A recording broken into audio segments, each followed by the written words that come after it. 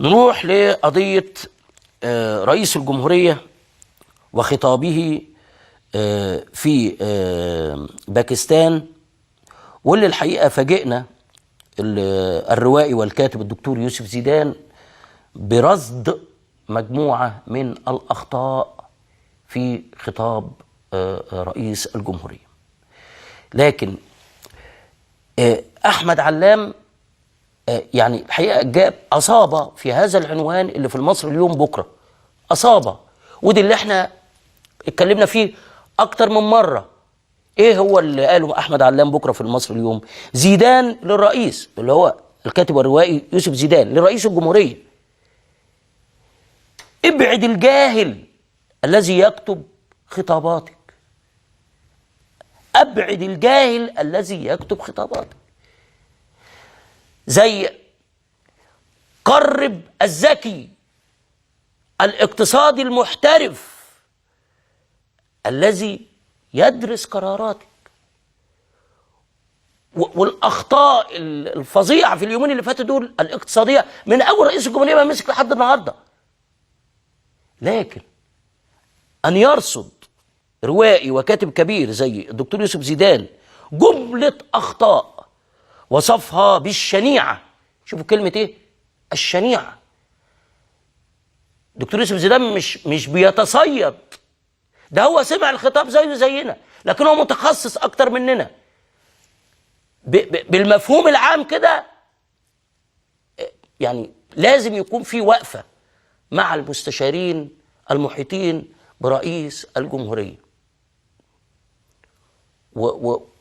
واذا كنت هبعد عن هذا الخطاب، قلت قبل كده وزملاء لي قبل كده، وبناء على يعني كلام مع ناس مخضرمين، هؤلاء او جمله المستشارين بتوع رئاسه الجمهوريه اخرهم يبقوا مستشارين في نادي رياضي، نادي متغمر مثلا، او نادي المنصوره، او نادي الاتحاد. مش لخطأ في نادي الاتحاد او لخطأ في المنصوره او لخطأ، لا، لان هم ممكن في الحته دي يفيدوا اكتر، هو ممكن في الحته دي يصيبوا في بعض الامور، لانه النادي مش محتاج مستشار اقتصادي ابدا، هو محتاج خطه اقتصاديه وعلى اساسها بيشتغلوا وبينتجوا وبيحددوا الاطار العام. اما ان يكون رئيس الجمهوريه ملوش اي مستشار اقتصادي خالص، والمستشارين بتوعه عمالين يعكوا وتوصل المساله للخطابات، يبقى ده كارثه.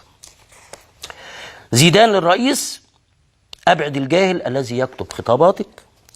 جريدة الوطن: يوسف زيدان يفضح، أحمد الشمسي بيقول يوسف زيدان يفضح أخطاء مرسي في الخطبة الباكستانية أو الخطبة الباكستانية، نقطتين: إنها شنيعة يا رئيس مصر.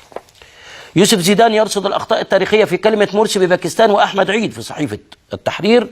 صاحب عزازيل بيقول نقطتين: البيروني لم يشتغل بالفلسفة، وابن الهيثم برز في الهندسة لا في التشريح.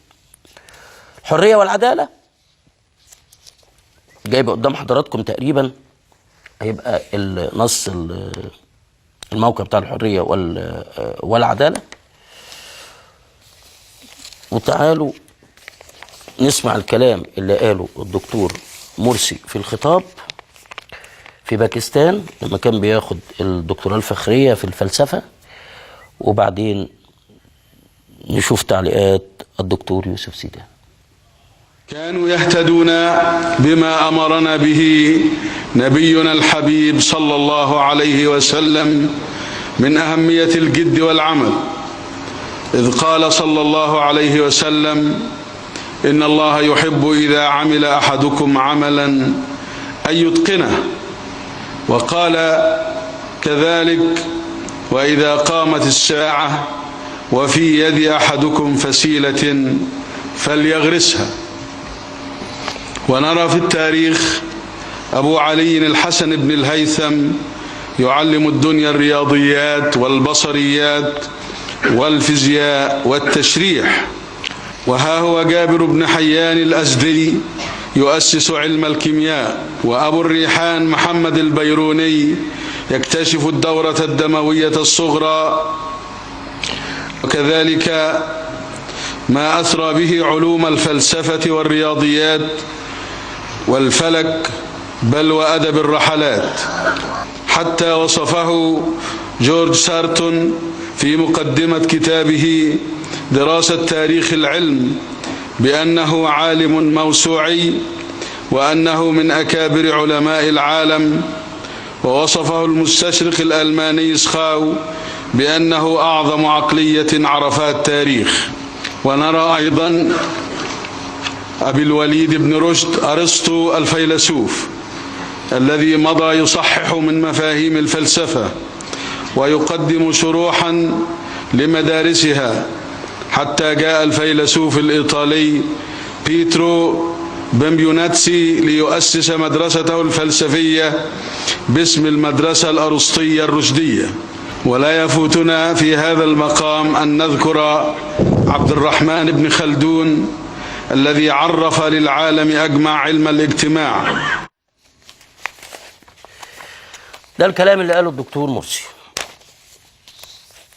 بص حضراتكم بشكل مبسط كده، بس هنعرض لكم هذا الأمر. يعني الدكتور مرسي بيقول أبو الريحان محمد البيروني يكتشف الدورة الدموية الصغرى، وكذلك ما أثرى به علوم الفلسفة والرياضيات والفلك بل وأدب الرحلات، حتى وصفه جورج ساترتون في مقدمة كتابه دراسة تاريخ العلم بأنه عالم موسوعي، عالم موسوعي، وأنه من أكابر علماء العالم، ووصفه المستشرق الألماني سخاو بأنه أعظم عقلية عرفها التاريخ.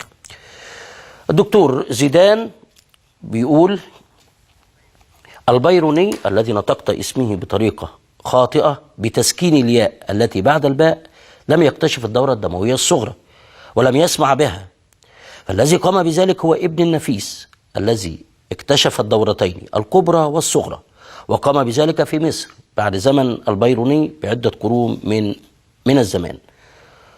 ويا رئيس مصر العالم اللي هو البيروني لم يشتغل بالفلسفة مثلما زعمت في كلمتك، كان متخصصا في علوم أخرى، والكتاب الذي امتدحته فيه جورج سارتون عنوانه مقدمة في تاريخ العلم، وليس كما قلت أنت في مقدمة كتابه دراسة في تاريخ العلم. مرسي نقطتين بيقول نرى في التاريخ، دي ملحوظة تانية من الدكتور زيدان. مرسي نقطتين، نرى في التاريخ آية على الحسن نرى في التاريخ آية علي الحسن ابن الهيثم يعلم الدنيا الرياضيات والبصريات والفيزياء والتشريع. زيدان نقطتين بيرد يعني على الرئيس مرسي، بيقول له ابن الهيثم يا رئيس مصر لم يعلم الدنيا التشريح حسب ما جاء في كلمتك، وإنما برز في الهندسة والبصريات وليس له إسهام في الطب ولا التشريح.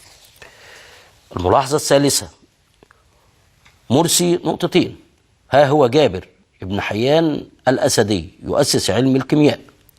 الدكتور زيدان بيرد بيقول له يا رئيس الجمهورية جابر بن حيان لم يؤسس علم الكيمياء كما زعمت في كلمتك، فقد كانت الكيمياء معروفة من قبله بقرون عند اليونان والإسكندرانيين والعرب المسلمين. رابع ملاحظة، مرسي بيقول لا يفوتنا في هذا المقام أن نذكر عبد الرحمن بن خلدون الذي عرف العالم أجمع علم الاجتماع. دكتور زيدان بيقول يا رئيس مصر ابن خلدون لم يعرف علم الاجتماع مثلما قلت في كلمتك، وإنما ابتكر ما أسماه علم العمران البشري الذي رأى بعض الدارسين أنه كان مقدمة لعلم الاجتماع الذي أسسه أوجست كونت وإيميل دوركايم وآخرون. إذن ده أكتر توضيح للأمر ده زي ما وصفه الدكتور يوسف زيدان في صحيفة المصري اليوم بأن دي أخطاء شنيعة لا ينبغي أن تصدر عن رئيس الجمهورية.